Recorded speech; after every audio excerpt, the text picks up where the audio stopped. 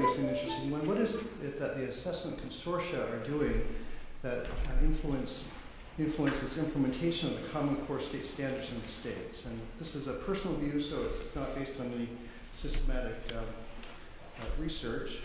I thought what I would do is quickly give a context of the Common Core State Standards and the Common Assessment Consortia. I thought of 4 ways that the Assessment Consortia are influencing implementation in the states. I actually didn't do any of the possible research topics, but I'm sure you could do that. This discussion that was just going on is a really interesting one. When a state adopts a set of standards, then districts and schools go about implementing them. And states have different types of relations to districts, in that depending on what state you're in and sort of their relationship to curriculum and other things like that.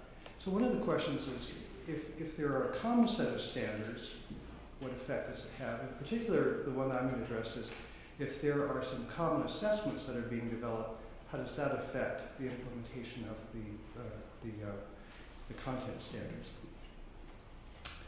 Let me just, are people familiar with the Common Core State Standards? So I won't, okay, so 4 areas, let's see, the Assessment Consortia, just to briefly recap, there were 2 consortia that were given federal awards to develop assessments in English language arts and math for the general population. And those 2 consortia are referred to as PARCC and Smarter Balanced, or SBAC.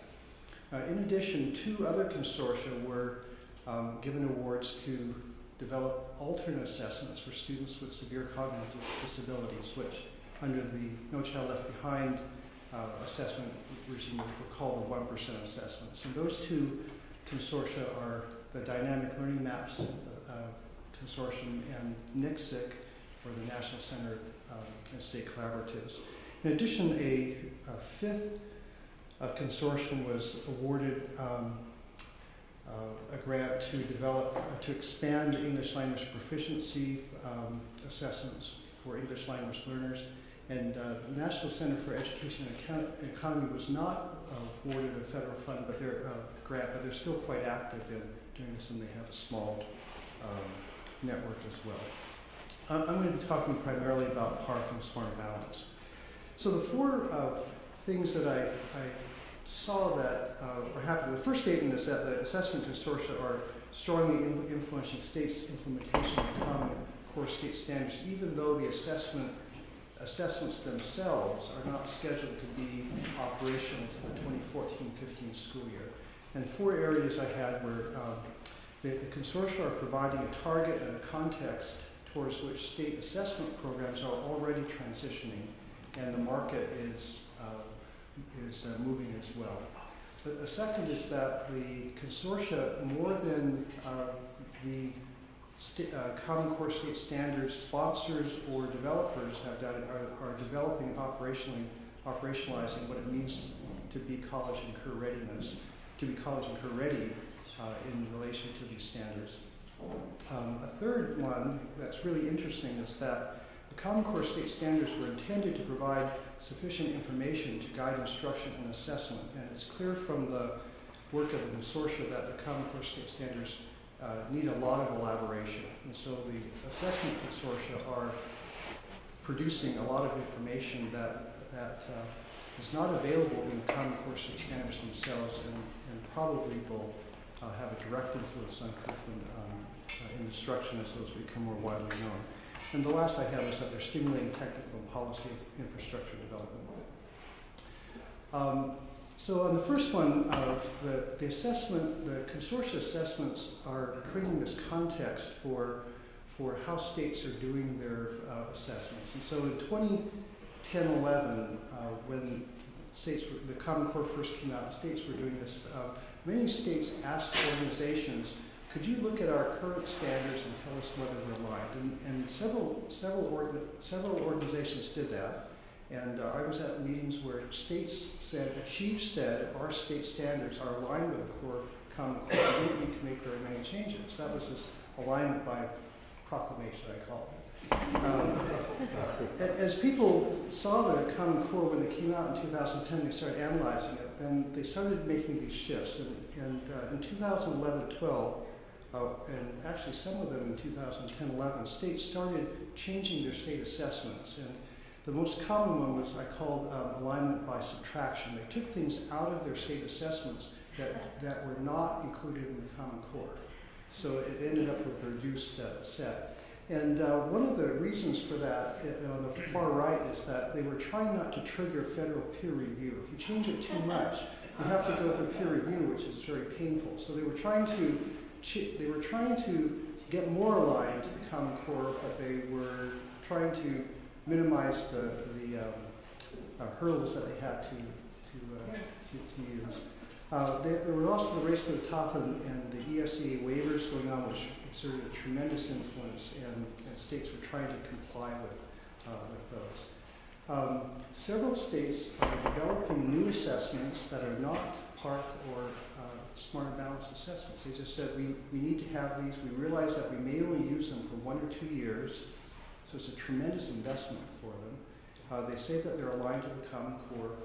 North Carolina, for example, is putting out new assessments this year, doing all the work. And part of this is hedging their bets, because if they decide not to go with PARCC or Smart Balance, then they have their own assessments. So New York, for example, is another state that has it. So on 2012-13, these new assessments generally become operational this year.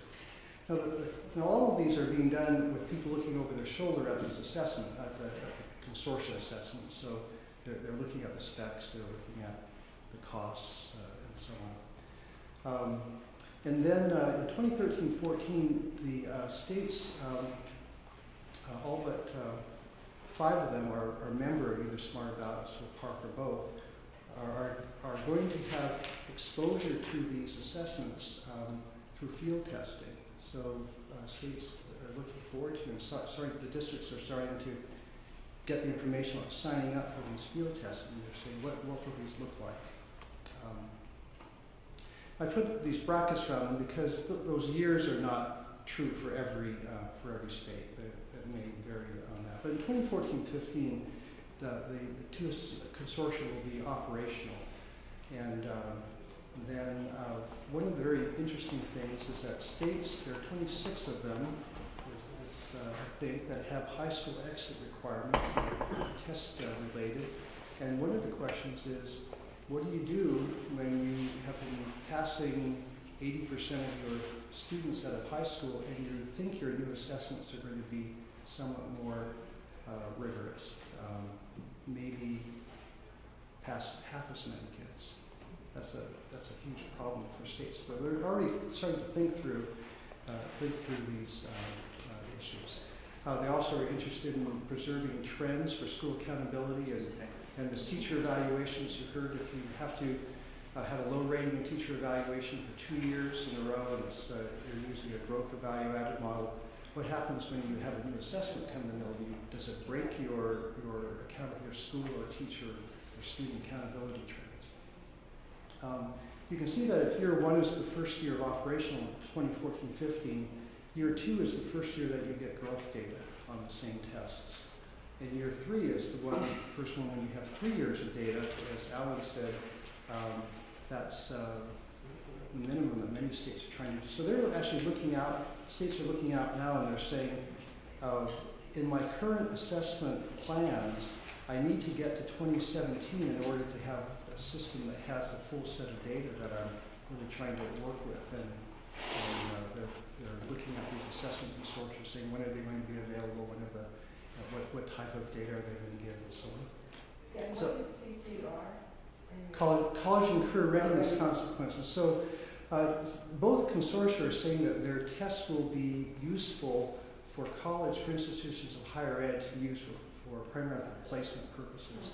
The first year is going to be in 11th grade. The 14-15, those are administered to kids in the 11th grade in PARCC, and Smarter Balance, and PARCC in grades 9, 10, 11. So 15-16, those students are in grade 12. So it's not until 16-17 that you actually get the first kids who have gone through these assessments, who are actually going into college.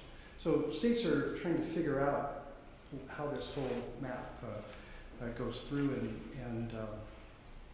okay, so defining college and career readiness, the claim was that the Common Core State Standards actually laid out the content and skills to be college and career ready. They didn't have performance standards, that is, how much of this did you have to do in order to be ready. So those typically come with a curriculum where you have a grading thing with it, or for example, student work, as we talked about, but also an assessment. If you have a passing score, people are going to set these things explicitly. So both of the consortia are starting that work already. And interestingly, both of them are considering an empirical criterion to help inform the setting of performance standards, which has rarely been done up to now. Mostly it's been judgments where people look at things and say, well, how much do you think a student needs to be proficient? And it hasn't been, people haven't been using empirical data, in particular they haven't been using higher ed outcomes. So here's an example of one that comes from ACT. A student who is minimally college ready would have a 50% probability of getting at least a B and a 75% probability of getting at least a C in the first credit-bearing subject course related to that. So it was math, they would name some math courses. You can imagine the interest in this and the difficulty of getting institutions of higher ed to agree and so on. So the consortia are working quite actively on this. It'll be interesting to see whether this comes up. But people are, this is already changing the way people are thinking about how proficiency is determined. Now, if that, as I mentioned, if it's anticipated that's going to be more rigorous, then how do you communicate that? Michigan has already reset their standards. They didn't change their test at all. They just reset their standards. The proficiency rate dropped about by half. And they said they were doing that in order to get people ready for this test. They didn't want to say, you're okay, you're okay, you're okay, 2014, 15, you're not okay. So they thought they'd move the message up earlier. Wisconsin did the same. Yeah, so some states are doing this, and they don't have these assessments. They're just doing the performance part. Now, Smarter Balance is going to have their performance levels out in 2014. PARCC is going to have theirs in 2015. Some places, I think, are saying, why don't we see what effect it really has and whether it causes people to choke or not, and maybe this 2016. As an example, Smarter Balance is talking about 4 achievement levels, PARCC is talking about 5. And the reason is, if you have 4 and 3 is college ready, then, and you've got 60% of your kids who aren't meeting that, PARCC says we need to have a level below that. So that's one of the reasons they're talking about 5. So this is an example of people looking forward and saying, I need to have a little ramp to get me over this cliff. In terms of elaboration, in order to turn the Common Core State Standards into assessment specifications, there are many decisions that needed to be made. I'm going to give some examples primarily for Smarter Balance, but here are 5 levels. What is the claim? That is, what is the score supposed to mean? Are there any subclaims about it? How do you combine those? What is the extent and type of evidence in terms of the number of items, the types of items, the sampling of the domains, the expertise? So that's the test blueprint. And then something about the content specifications. What is it that in the Common Core, how do you combine things? Do you need to know geometry? Do you need to be able to apply geometry and algebra together to solve any problems? Or is it okay just to have geometry problems and algebra problems, for example? So there's a lot of decisions about it. I'll give you a couple of examples. So Smarter Balance says 5 claims. An overall claim, students can demonstrate college and career readiness in mathematics, and then they're trying to elaborate that into that statement like I had before about probability of success. Now, if I'd asked you if there were 4 claims about the Common Core, 4 subdomains, what would you have said? Most people would have picked the typical math content areas. The Smarter Balance didn't. You can see you have concepts and procedures, and the other 3 are come out the practices. So this is a major decision.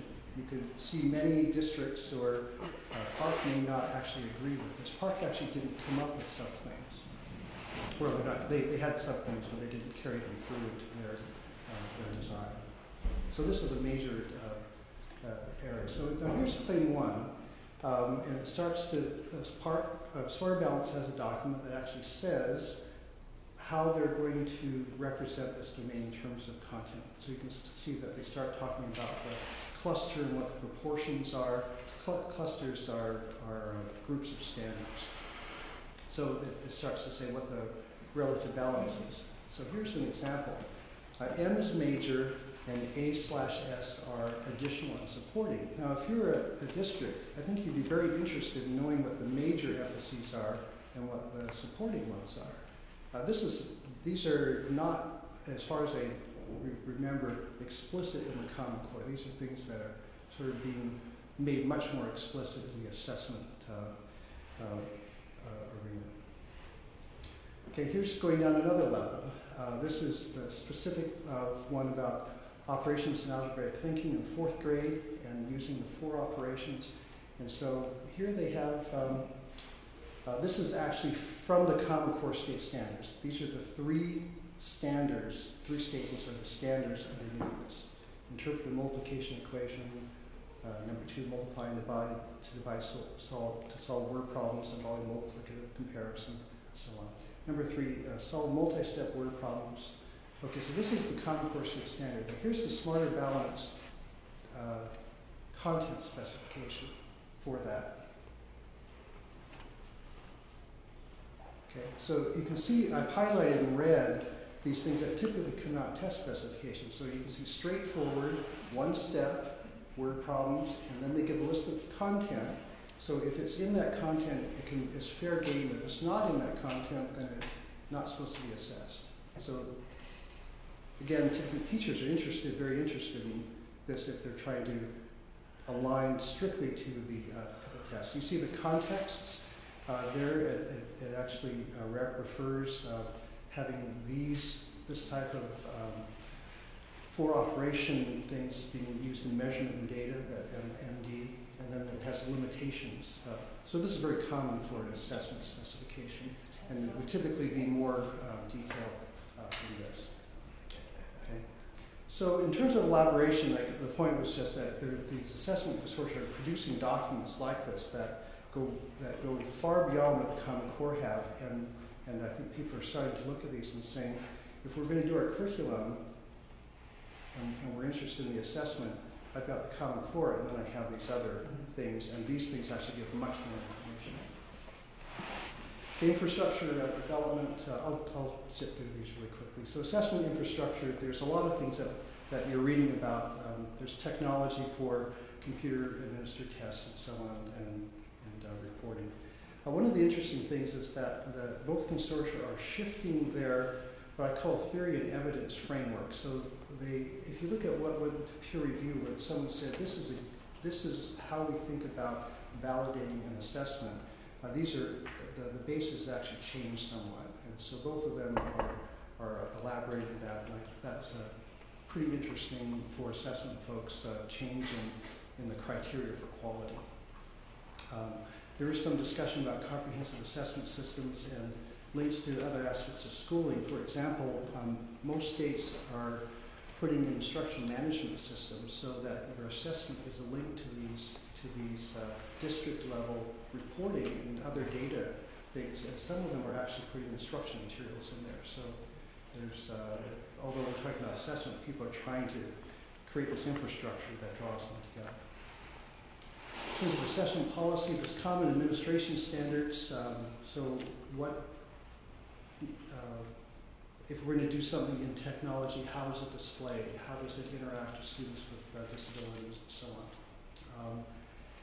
The culture, governance, and resources, the whole idea that you have self-governing consortia working together is somewhat new. There have been some predecessors, NECAP and new standards, but those were quite rare compared to this. I think that it will be quite common in the future for states to say, why don't we get together and try to do more? In this collaborative work, there have been some commentators about it's not only multiple states in the states of the U.S. Department of Ed, but in consortia and multiple vendors, all of which had happened before, but not to this extent. But some of the new ones are K-12 higher ed, the consortia, and the U.S. Department of Ed, and these NGOs, which are playing a tremendous role in funding and somewhat directing many of these efforts. So that one's a quite new one, I think.